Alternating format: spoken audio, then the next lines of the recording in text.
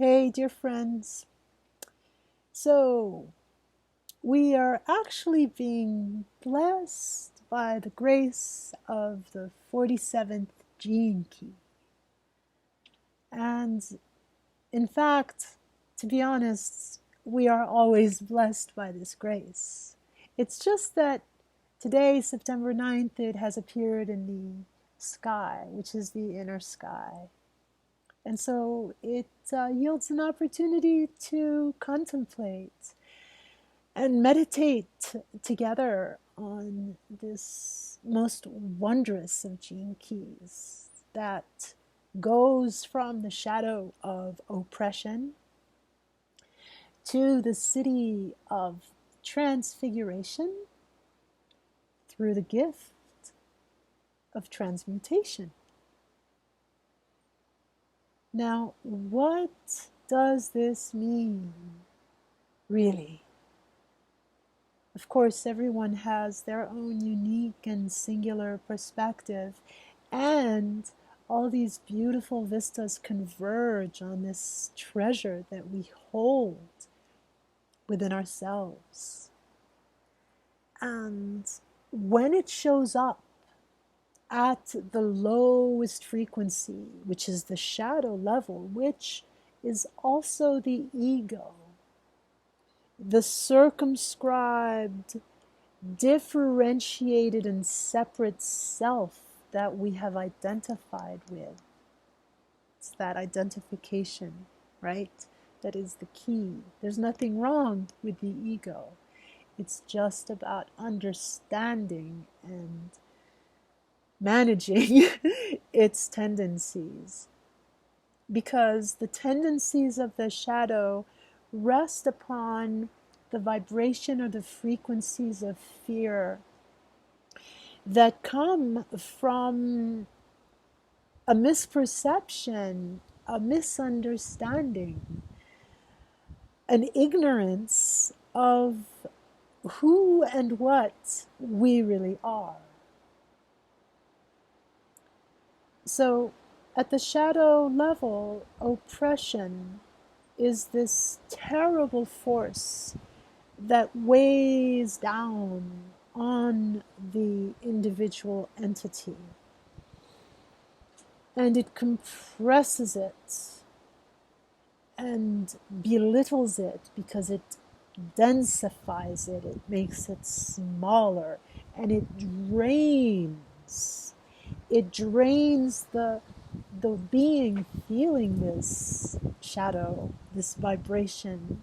It drains the being of energy, of hope, of freedom, of space, right?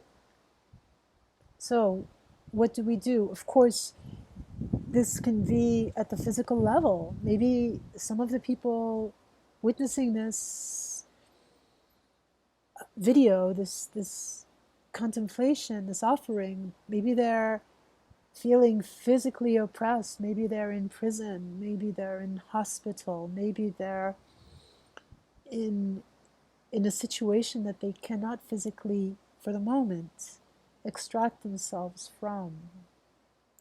And then there is the emotional and mental oppression, which comes as a feeling of, for example, anguish and hopelessness and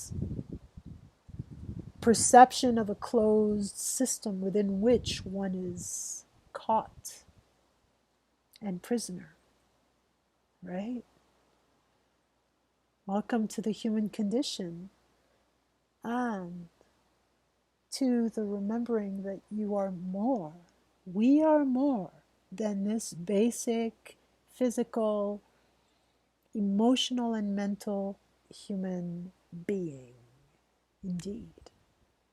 Now, for those of us that feel a resonance here, that feel a stirring and a hope and a recognition of, yes, this is true. I am more than this. May it help you. May it help you pause.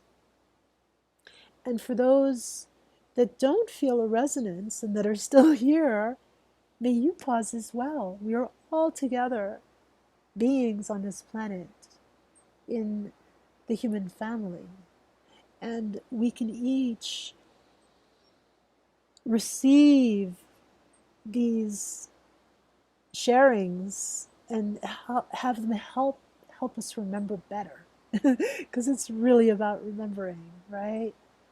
Now, it's a paradox because what we are remembering is to land in the present moment, because this is the only thing that is real. The only truth is here now. This isn't to deny what you remember happened, right? It's not to deny that there are consequences of your present actions, but when you remember, you do so from now, and when you plan, you do so from now. So this space of now is like an island. Maybe it's a continent, maybe it's a planet, maybe it's a cosmos, maybe it's an infinite space, and let's make it a place and a space of internal coherency. In other words, of calmness, of relaxation and unified breath, where the in-breath and the out-breath are flowing. They belong to each other. What I breathe in belongs to the trees, and what I breathe out as well belongs to the trees, and vice versa. So we have this beautiful sacred reciprocity that the feeling of oppression, the shadow state, the ego that oppresses us, can be the monkey mind that we feel oppressed with, is continually spinning. But when we land deeper within ourselves, within our hearts and within our bellies, such as we locate them in this precious physical body, right? Then what we begin to do is to step more fully into the present moment. We feel the body relaxing, the breath opening, and the mind as well calming. And with this comes more light, because that is what we are made of. We are made of light. The atoms and the subatomic particles are emanations of light. The photons. You can see it coming out of people's eyes, right? You can see it coming out of your eyes when you look in the mirror. Something to behold.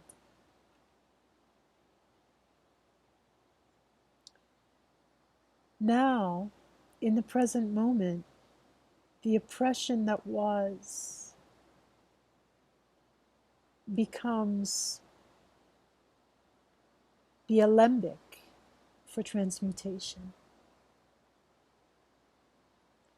Transmutation being a complete change of one's being ontologically, from what we called lead into what we call gold, that alchemical eureka. Those metaphors are the expressions of this internal realization and remembering of who you truly are, the sacred alchemist of your being. You created yourself with the help of your parents, at the physical level and of the culture, right? And of all of the other informations that we are being continually fed 24/7, especially when we're plugged into them. But even not, as you know, so much, invisible waves coming to the phone and out of it, even when the phone is turned off. And we are so much more sensitive than that. No human-made artificial intelligence comes close to the prodigy of our human beingness, right? So we are alchemists, and transmutation now is a process that is being blessed by the remembering and by the presence of oppression, right? Because the lead is useful in that sense, because it can be transmuted. It can be loved into something else. And this has a redemptive quality, which is going to make it all worthwhile in the end, which isn't really the end because it is infinite. So further up and further in, what happens next is transfiguration. Now, hold on to your socks, right? Because transfiguration, oh my God. Transfiguration speaks to the complete dawning of the light that is you and I into the crucible of our consciousness and of our form and of our being.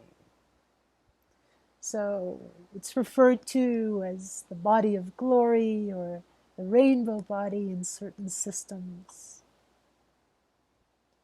It is the activation and awakening of all of the chakras as spinning wheels of consciousness and transmitters and transducers of the energy and the light that is you, right? So hold on to your hats because we are powerful creators, and it begins in the most humble of places, that is the gut, the human gut.